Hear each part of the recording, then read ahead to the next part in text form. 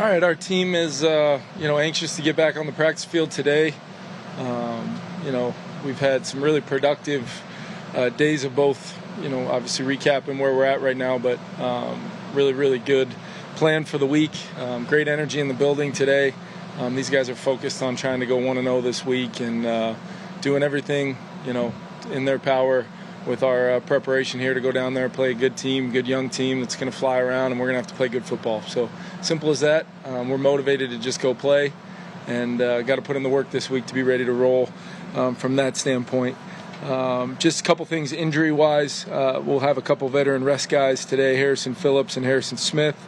And then Metellus and Byron Murphy will both be DMP today, but expect to get them some work as the week progresses. And very, very optimistic there, as well as hopefully progress Marcus Davenport throughout the week. And Garrett Bradbury should be a full participant today.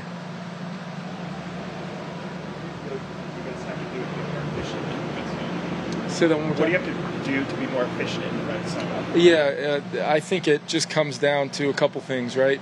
If we, run the football down there, things are condensed. You got to be that much more physical. You got to be that much more willing to sell out as you get closer to the goal line, to not allow penetration and potentially a negative run. And as you're, trying to decide where those red zone structures start to show up, every team may be different. Some teams start at the 12, 15, as far as where those true red zone defenses start and how you want to run the football against those. And then when we play pass, we're trying to, attack certain things sometimes. And when those looks present themselves, we have to, throw and catch, protect, throw and catch. And then on those third downs, to me, it's details and execution, and all 11 guys doing their job, whether you're, the quarterback, taking the right footwork, right reads, the receivers, details. Maybe it's the O-line understanding that we're trying to attack, man coverage, and we're going to have 5 in protection, and this is the down. We got to strain and give our quarterback one hitch to, try to manipulate with some of the things we try to do. But I'm going back to, last year and even our ability to throw it in, over the first 3 games. We've had more opportunities than maybe we've capitalized on, but we've also thrown some touchdowns too. Consistency, that's a huge part of what I think it's going to take the game, not only the red zone, but third down, buying yourself continuous opportunities to then get back into your normal offense and apply pressure to the other side. Some teams are using the quarterback push like Jalen Hurts, or getting behind and pushing. Is that something you believe in, a philosophy you might use here? Yeah, we're taking a look at just about everything, for short yardage, goal line situations, and we've definitely looked at that, and we'll decide if it's in the game plan or not. What was the in 1 year coaching Adam Thielen? What was your sort of lasting memory of? Absolutely one of those guys I look back on last year, and very thankful that I got a chance to coach him. The personal relationship with Adam and his family, I couldn't be a bigger fan of Adam Thielen, the person, and it's not a surprise to me one bit that he's gone down there and having a huge impact. I think he's got 11 third down receptions. He's been really targeted, and you can tell the quarterbacks, no matter who's in the game, have such a confidence in Adam, to make the play separate and make contested catches as well. So he's doing great things, jumping off the tape, and it's not a surprise to me at all. How do you go about preparing this week, given not knowing if it's Bryce Young or Andy Dalton and how different they are, just the way they play? Yeah, I think you got to prepare for their overall scheme, and then you may have a couple things based on whether it's the veteran or the rookie or a combination of the two. You never know. But I know Bryce is a tough guy and trying to work his way back. And my expectation would be we better plan on seeing him and all that he brings, which is a lot from an athletic standpoint. Very accurate, sees the whole field. There was, I spent a lot of time when Bryce was coming out, just evaluating him, getting to know him, and I was a big fan of his, and expect him to have a really strong year. Dalton Reisner, just in his progression into this offense, how do you see this week? This week is another huge step for him. He's absorbing things very well. We're gonna get him in there with the first group a little bit throughout practice and kind of have a real calculated mindset of, reps for that whole interior group. With Garrett coming back, he should be up to his full allotment, but we're normally still giving some of those other guys, especially the backup center, some ops. So whether it's at left or right guard, we'll see kind of a rotation in practice. And then I really do mean what I say when we're going to, as a coaching staff, collectively decide the best five, we can put out there, and then how our depth looks in the event we've got to, play a new combination of guys for, which has come up a lot.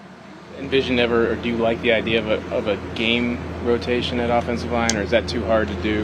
I mean, honestly, Kevin, I think it's hard to have in practice, in season competition to truly, have joint practices and competitive environments where you can see it. We're going against scout looks, and we get great looks from our scout teams, but we've got to, try to invest in, communication as a staff of what Coop thinks, Wes, myself, and then just try to make the best decision. And if that decision is trying to get a series or two, sometimes like you'll do with a running back, you predetermine a series, or a receiver or guys on defense are always getting kind of rolled in there. So I would not be opposed to that at all. We heard from Kirk and TJ, and they're talking about kind of some of the plays late in the game and how it'll eat at you a little bit. How has that been for you, just trying not to agonize too much over maybe something you could have done differently? Yeah, I mean, we're moving forward, and I walked in the building today. I guess I should say, as folks walked in the building today, I could feel the good energy, the right energy. We've got great leadership. It's very easy, in my opinion, to kind of look at where we are and look backwards. The hard thing is trying to find a way to have our best possible week of preparation and try to win a game this week. And we can kind of, if we take that approach week in and week out, it's going to require an incredible amount of fortitude and understanding that we've got to ignore some of the noise, as justified as it may be. That by no stretch is claiming to be oblivious to the truth. That's what we need to be in this building right now, is as coaches and players, truth tellers, and have that personal responsibility to what has taken place. Has kind of carved and shaped our plans moving forward, and that's what it is. It's moving forward to try to go attack this. But I'd be lying to you if I said I'm still not thinking about a couple things here and there, and it's kind of the coulda, woulda, shoulda type of thing, and I'm trying to use a lot of that to move forward the right way and continue to improve personally and collectively with our group. Desperate teams sometimes play a little too desperate and might make mistakes. How do you safeguard against that? Yeah, you keep it about what I feel is important for us to win the football game. We've got to continue to stress that it's all about the ball, and practice it again this week, and showed clips in multiple meeting settings, and there's got to be a mandate to get up with the football every time you have it in your hands. Get up and hand it to the official. See how many times we can do that. Let's not rely on the whistle or forward progress or all those things. That would be irresponsible on our parts if we do that. I think it's going to take us continuing to improve our fundamentals and techniques with how we want to play. It was all over the tape last week. We had a great week of practice, and I thought it showed in a lot of the ways that we played that football game the other day. And that's my expectation, is that is a constant, ever-growing process for us from a growth standpoint of technique and fundamentals. And then I think situationally, clearly we can improve offensively, finishing in the red zone. A couple more third down conversions will go a long way. And then defensively, they got us a great situational stop late in the game.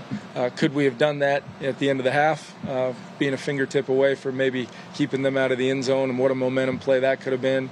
There were some 2nd and 12s, 3rd and 17s, explosive passes that our opponent was able to get that kind of flipped the chances at maybe with a 4-point lead a couple times in the game, getting an op to go back out there and lean on some people with a lead in the game. Kevin, last week Kirk was talking about Justin's fearlessness as a receiver is like his best trait. I guess I wonder, where does that show up? Like, where does fearlessness play into his skill set? Yeah, I think his touchdown the other day is a great example. And although there wasn't a defender, hitting him as he went over the middle right there. They kind of brought a backer fire zone, so there was a voided area in the middle of the field. But just the way he went in there fearless to, he doesn't know that. He just knows he's running, an in cut there and can show up within the rhythm and timing of Kirk. And just that's why he was able to catch and run through that so effortlessly and really on a play that, should be an explosive with how the look played out. But for him to score on that, it's just a testament to, you've got to play a certain style with how fast the NFL game is to maximize those opportunities like that one. Good question, though. Involved this week? Yeah.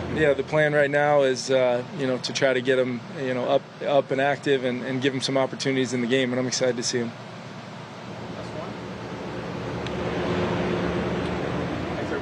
Thanks, guys.